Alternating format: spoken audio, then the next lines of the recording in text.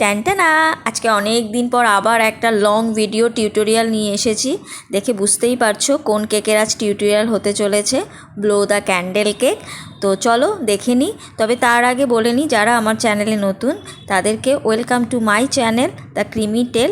আর যারা অলরেডি চ্যানেলে আছো তাদেরকে অসংখ্য ধন্যবাদ এতদিন ধরে পাশে থাকার জন্য। তো প্রথমে এখানে স্টার্ট করছি। তার আগে আমি এখানে কেকটা ক্রাম কোটিং করে রেখেছিলাম ওভারনাইট ফ্রিজে। এখানে এটা ফ্লেভার ছিল ভ্যানিলা, আর আমি 5 ইঞ্চির মোল্ডে আমি করেছিলাম স্পঞ্জটা। মোট এখানে 6টা লেয়ার ছিল। 6টা লেয়ার আমি কেটে তার ভেতরে যেরকম ভ্যানিলার ক্রিম হয় শুধু সেটা দিয়ে আমি ক্রাম কোটিং করেছি।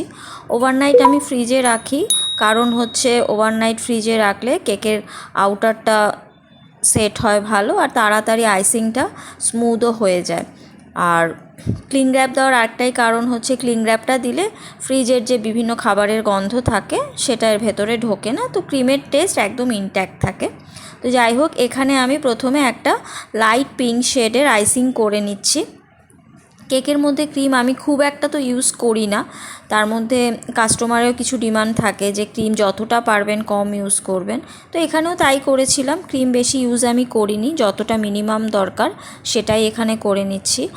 আর ইন্টারেস্টিং ফ্যাক্ট হচ্ছে যে আমাকে যখন কাস্টমার ছবিটা পাঠান, তো দেখেই আমি বুঝেছি এই কেকটা আমি আগে করিনি। তো আমার ফার্স্ট টাইম কাস্টমারকে আমি বলেই নিয়েছিলাম যে ভুল ত্রুটি যদি হয়ে থাকে তো সেটা আগে থেকে আমাকে একটু কনসিডার করতে হবে, কারণ এর আগে আমি কেকটা করিনি। তো একটা নার্ভাসনেস ভীষণ কাজ করছিল। তো যাই হোক, সেটা নিয়েই কাজ শুরু করেছিলাম ইউটিউবের অন্য টিউটোরিয়াল দেখে। এখানে আমি কিছুটা স্পেস বেসের ওপরে ছেড়ে দিয়েছিলাম, কারণ হচ্ছে এর সামনে একটা ছোট কেক বসাবো, সেটা তোমরা ভিডিওর আগে দেখতে পাবে। তো কেকটা এই জন্য 2 পাউন্ডের এটা কেক বেস ছিল, তার কিছুটা পিছিয়ে নিয়ে আমি মেইন 5 ইঞ্চি মোল্ডের কেকটাকে বসিয়েছি। এরপরে নিয়ে নিয়েছি একটা নজেল, এটা সম্ভবত লিফ নজেল। তোমরা যে কোনো নজেল দিয়ে একটা পাইপিং করেই নিতে পারো। আমি যে কেকটা রেফারেন্স হিসেবে পেয়েছিলাম সেখানে এরকমই ছিল, তো আমি সেটাকেই ফলো করেছি। জাস্ট লিফ নজেল, এটা দিয়ে লিফই করে। আমি এক্স্যাক্ট নাম্বার তো বলতে পারবো না, তোমরা পাইপিংটা দেখেই বুঝতে পারছো কোন নজেল। তো আমার একদম বটম পার্টে হয়ে গেছে। সেম নজেল দিয়েই আমি সেম ক্রিমেরই আউটার আপার আউটারে সেম আমিভাবে করে নিচ্ছি। তো এখানে আমার সেটাও ডান। এরপরে এখানে নিয়েছি এর নজেলের নাম্বার আমাকে জিজ্ঞেস করে কোনো লাভ নেই, বলতেও পারবো না, কারণ তোমরা একটু দেখে নিও। আমি সেটা এই জন্য ভিডিওতে একটু ফোকাস করে দেখিয়ে দিলাম। তো বাইরে যেটা লিফ নজেল দিয়ে করেছিলাম ইনার পার্টে, ওটা একটু বড় সাইজের একটা নজেল দিয়ে আউটার করে হাইটটা জাস্ট বাড়ালাম। আর এই যে ফ্রন্টে দেখছো এই জায়গাটায় বসাবো আমরা একটা লেডির পিকচার। তো তার জন্য প্রিন্ট করতে হবে। প্রিন্টের আগে আমি এখানে মেজারমেন্টটা নিয়ে নিচ্ছি। আমার যে কেকের হাইট ছিল তাতে আমি 4 ইঞ্চিস উইডথটা নিয়েছি, আর হাইট মোটামুটি এখানে নিয়েছিলাম মোস্ট প্রবাবলি 5.5 কি 5 ইঞ্চিস। হ্যাঁ, এখানে 5 ইঞ্চিসের আমি হাইট রেখেছিলাম। প্রিন্টিংটা আমি সবসময় চেষ্টা করি আইসিংটা হয়ে যাওয়ার পরে করতে, কারণ আমি প্রথম না ক্রাম কোটিং পরেই আমি প্রিন্টিং করিয়ে রেখে দিতাম। তো তারপরে দেখতাম যে ফাইনাল আইসিংয়ের পরে প্রিন্টিং চেঞ্জ হয়ে যেত, সাইজ ম্যাক্সিমাম ছোট হতো বা বড় হতো। সেই জন্য এখন কি করি, ফাইনাল আইসিং যেটা হয়ে যাচ্ছে তারপরে তার সাইজ বুঝে আমি প্রিন্টিংটা ক্যাফে থেকে করাই। এখানে যেহেতু নন এডিবল প্রিন্টিং ছিল, তো আমি ক্যাফে থেকেই কালার প্রিন্ট আউট করে নিয়েছি। আর এখানে আরেকটা দেখতে পাচ্ছ যে কাপকেক হয়, সেই কাপকেকের মধ্যেই অল্প একটু ব্যাটার দিয়ে একটা ছোট হাইটের বানিয়ে নিয়েছি। আর আমার এখান দিয়ে যেহেতু ব্লোটা হবে, তাই হাইটটার ওরকমই রাখার জন্য আমি জাস্ট 2টো লেয়ারই কেটেছি। এখানে ওপর দিয়ে ক্রিম, তোমরা চাইলে ডিরেক্ট এই কাপকেকটার ওপরই ক্রিম দিয়ে ডেকোরেট করে নিতে পারো। আমার মনে হলো যে এটাকে একটা মিনি কেকের ভার্সন করব, সেই জন্য আমি ওটাকে আবার আইসিংয়ে নিচ্ছি। সিম্পল, যেহেতু ভ্যানিলা ফ্লেভার ছিল তো অন্য কোনো লেয়ারিংয়ে ক্রিম ছাড়ার কিছুই যায়নি। তো এখানে আমি একটা ছোট 1/2 ইঞ্চির কেকের বেসের মধ্যে কেকটাকে আগে আইসিং করে নেব। তো যেটা বলছিলাম, মানে বলতে বলতে আবার থেমে গেলাম। তো প্রথমবার ছিল বলে তো নার্ভাসনেস কাজ করছিলই ক্যান্ডেল কেকের। তো প্রচুর ভিডিও, প্রচুর টিউটোরিয়াল দেখেছি, মানে কেকটা করার আগে অলমোস্ট 10-12টা তো আমি টিউটোরিয়াল দেখেই নিয়েছি। আগে করা থাকলে সুবিধা হয় কি, যে না ঠিক আছে চলো কনফিডেন্স থাকেই, পারবো, হয়ে যাবে। কিন্তু যেহেতু ফার্স্ট টাইম ভীষণ ভয়ও করছিল, কিন্তু ওই দেখতে দেখতে একটু কনফিডেন্স গেইন করেছি, একটু দেখছি, একটু করছি। আর এখানে দেখতেই পাচ্ছ টিস্যুটা বাদ দিয়ে করছি, কারণ আমি যখন কেকটা করেছিলাম তখন জানুয়ারি মাস সম্ভবত ছিল, তো উইন্টার সিজন ছিল, আর এত হাওয়া দিচ্ছিল সকালবেলায়, সেই জন্য ওই টিস্যুটা রেখে আর কাজ করতে পারলাম না, সেই জন্য ওটা সরিয়ে দিয়েই কাজ করছি। ছোট কেক ধরতে পারছি না, এদিকে টার্ন টেবিলে ঘুরেই যাচ্ছে, সেই জন্য আগে একটা স্কিওয়ার্স দিয়ে ওকে কিছুটা হাতের নাগালে এনে তারপরে ফাইনাল আইসিংটা করছি। একদম পুচকু কেক, দেখে তোমাদের যতটা মনে হচ্ছে বড়, আমার হাতে মানে খুবই ছোট, একদম ছোট্ট, করতে একটু অসুবিধাই হচ্ছিল, কিন্তু লুকসটা একটু অন্যরকম আনবো বলে আর কাপ কেকটা ডিরেক্ট বসাইনি, ওটা একটু মিনি কেক করে নিয়েছি। এই যে আমার এখানে প্রিন্ট হয়ে গেছে, মোটা যে গ্লজি শিটগুলো হয় সেখানে আমি 4x5 ইঞ্চেস করে নিয়ে প্রিন্ট করে নিয়েছিলাম, তারপরে এটা আউটার কাট আউট করে নিয়েছি। আর এর মিডিল পার্টে, লিপসের মিডিল পার্টটায় একটা হোল করব, যেখান দিয়ে আমার পাইপটাকে ব্লো করতে হবে, তো সেইখানে আমি এরকম একটা ফন্ডেন্ট কাটার দিয়ে মার্ক করে একবার কাট করে নিচ্ছি। তো এখানে আমার হয়ে গেছে কাট, তো এখান দিয়ে আমার পাইপটা জাস্ট ঢোকাবো। পাইপ বলতে এখানে যে ডাওয়েল আমরা কেকে ইউজ করি সেই ডাওয়েলটাই ইউজ করব।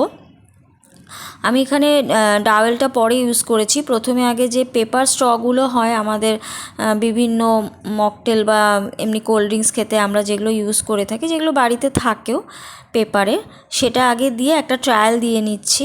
ওই যে বললাম প্রথমবার করছি, তাই একটু ধীরে ধীরে বিভিন্ন কিছু অ্যাপ্লিকেশন নিজে মানে ভেবে নিয়ে করেছি, একদম ডিরেক্ট তো করতে পারছিলাম না, একটু টেনশন হচ্ছিল। এখানে আমি প্রিন্টটা বসিয়ে নিয়ে একটা মার্ক করে নিলাম যে এটা, তো এখানে প্রথমে যে ডাওয়েলটা ইউজ করেছি সেটা একদমই সরু যে ডাওয়েলগুলো হয়, দেখবে আমরা বিভিন্ন টিয়ার কেকে ওগুলো ইউজ করে থাকি। মার্ক করার পরে এখানে আমি একটা পেপার স্ট্র নিয়ে ঘুরিয়ে ঘুরিয়ে ওই হোল থেকে বার করেছি, মানে খুব হালকা হাতে।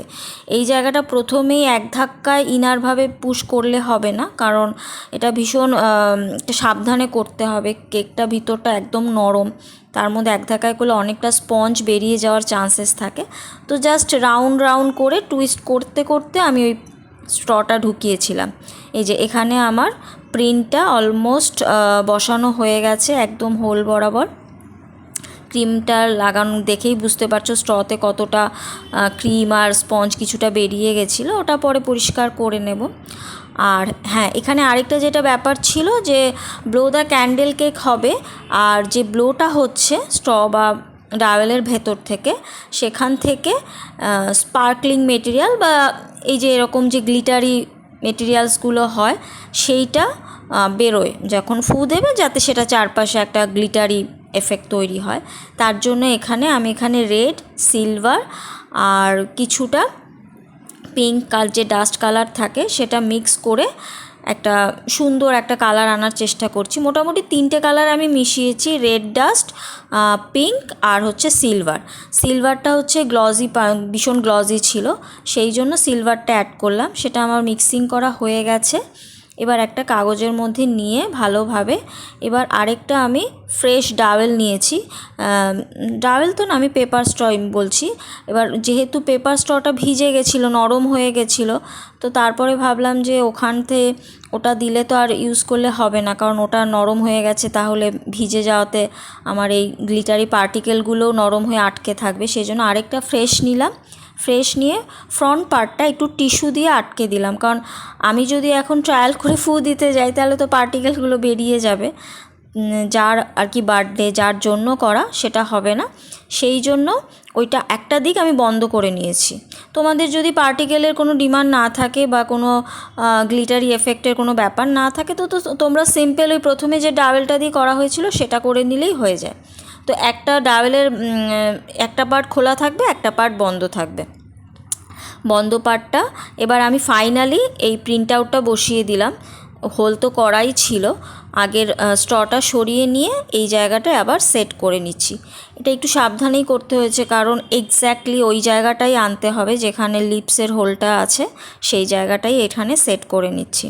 মানে কেকটা করতে আমার যতটা সময় লাগার দরকার তার থেকে কিছুটা বেশিই লেগেছে, কারণ ওই যে বললাম ফার্স্ট টাইম ট্রাই করছিলাম, একটু টেনশানেও ছিলাম কীরকম হবে। এদিকে ভেতরে ভেতরে এক্সাইটেডও লাগছে, যদি আমি সাকসেসফুল হই তো নিজের একটা স্যাটিসফ্যাকশান তো কাজ করবেই। তো এখানে আমি ঢুকিয়ে দিয়েছি ডাবেল বলছি কেন, সরি, পেপার স্ট্রটাকে। এটা দেখতে পাচ্ছ যে পেছনের পার্টটা সেটাই হচ্ছে তোমার ওপেন পার্টটার সামনের দিকটায় কিন্তু টিস্যু ওই দিকটায় ঢোকানোই ছিল। ওটা আমি লাস্টে বার করে দেবো ডেলিভারির আগে। এখানে বসিয়ে দিচ্ছি সামনে মিনি কেকটা যেহেতু একদমই ছোট, সেটা যাতে ট্রাভেলিংয়ের জন্য পড়ে না যায় তার জন্য একটু হোয়াইট গানাশ ঢেলে দিয়েছি যাতে স্টিকি থাকে। এবার এই মিনি কেকটা বসিয়ে তারপরে আমি এটার ওপরে ডেকোরেশন করব। তোমরা চাইলে, যেটা আগেও বলেছি আবারও বলছি, এখানে তোমাদের এই মিনি কেকটা না করলেও হবে, একদম ডিরেক্ট তোমরা একটা কাপ কেক বসিয়ে দিতে পারো। তো আমি ইউটিউব গুগলে দেখেছিলাম অনেকেই কাপ কেক বসিয়েই করছে, ইভেন কাপ কেক লাইনারটা ডিরেক্ট বসিয়েই তার উপরে বসিয়ে দিয়ে ক্রিমের ডেকোরেশন করেছে। আমার মনে হলো যেন মিনি কেকটা হলে ব্যাপারটা একটু অন্যরকম হবে, সেই জন্য আমি মিনি কেক, কাস্টমারের আলাদা করে কোনো ডিমান্ড ছিল না যে আমাকে মিনি কেকই দিতে হবে, কাপ কেক আমি নেব না। উনি বলেছিলেন আপনি আপনার মতন করে সামনেটা যেটা হয় বসিয়ে দেবেন, কোনো অসুবিধা নেই। তো এখানে আমার অলমোস্ট মিনি কেকের ডেকোরেশন হয়েই এসছে। এবার এই নজেলটার নাম্বার আমি বলতে পারবো না, আমি নজেলের আসলে নাম্বার দেখে তো কিনি না, আমি ওই রোজ পেটাল হবে বা লিফ হবে, গ্রাস হবে, এভাবে বলেই আমি কিনি। তো এক্স্যাক্ট নাম্বার দিয়ে আমি কিনি না, তাই তোমাদেরও এই ব্যাপারটা আমি গাইড করতে পারলাম না, সরি। তোমরা একটু ডেকোরেশন দেখে বুঝে যাবে যে কোন নজেলটা আমি ইউজ করেছি। মোস্ট প্রবাবলি এটা রোজেরই ছোট ভার্সানটা ছিল একদম, যেটা দিয়ে আমরা ফ্লাওয়ার করি, ক্রিমের ফ্লাওয়ার, সেটাই ছিল যতটা মনে হচ্ছে। তো যাই হোক, এখানে আমি নামও পুট করে দিয়েছি, হ্যাপি বার্থডে টপার বসিয়ে দিয়েছি, আর মিনি কেকের ওপরে একটা ছোট্ট ক্যান্ডেল বসিয়ে দিয়েছি। এই হচ্ছে আমার ফাইনাল কেক। লাস্টে পেছন এই যে এখান দিয়ে তোমরা দেখতে পাচ্ছ যে গ্লিটারি পার্টটা, ওইটা ওইখানে। আর এবার এটা ফু দিলে জাস্ট ক্যান্ডেলটা যখন ব্লো হবে তার সঙ্গে ওই গ্লিটারি পার্টিকেলটাও আসবে। তো এই ছিল ভিডিও, আশা করি তোমাদের ভালো লেগেছে। যদি ভালো লেগে থাকে প্লিজ লাইক, কমেন্ট আর শেয়ার করতে ভুলো না। বাই।